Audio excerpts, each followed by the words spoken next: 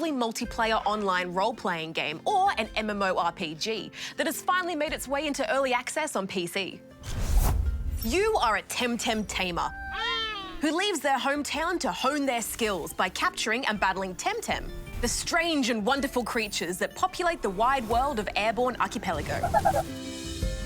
These Temtem each belong to one or two of 12 classes, such as fire, water, wind, and nature, as well as a few more fantastical types like mental, crystal, and digital.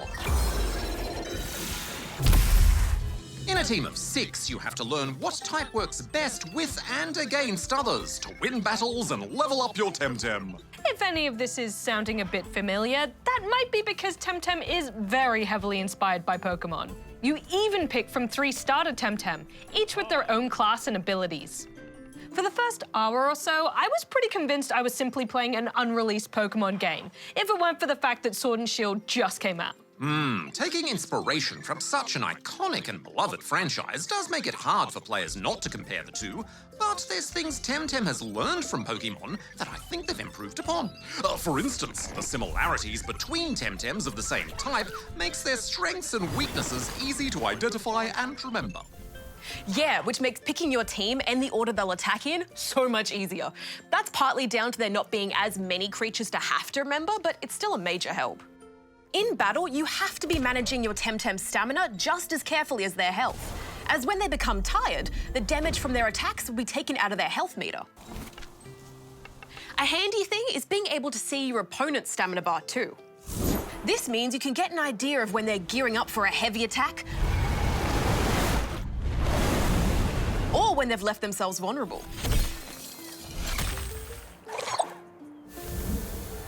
What I really liked was how snappy the battles felt. The animations are really fluid. And aside from a few of those bigger one-hit moves, you're not waiting a long time for things to happen. Yeah, and when you're not moving, you're planning your next move. Or your next 3 moves, if your CPU is as fast as mine. Yeah, normally I wouldn't give you the flex, Darren, but you're absolutely right. There's so much more strategy involved here, as opposed to just spamming the same one flashy attack again and again. You've actually got to have a game plan, remember which Temtem are more useful where, and how to make the most of each turn you're given.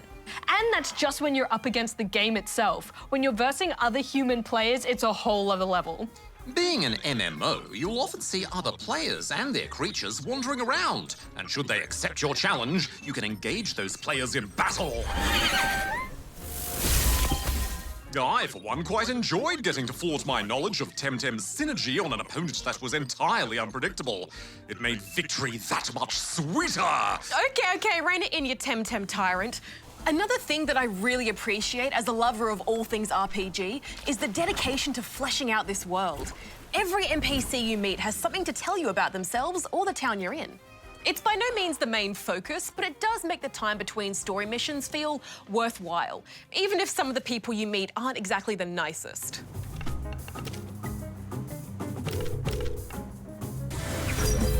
As Temtem's still in early access with more updates to come, I don't feel it'd be right to give the game a final score just yet. But what are some things that you'd like to see or not see in a full release? Oh, I'd like to see some more Temtem introduced.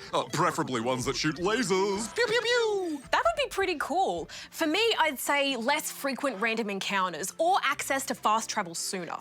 As it is, getting from point A to point B without using special items takes way too long, because it felt like I was being attacked every 5 seconds. Oh, come on.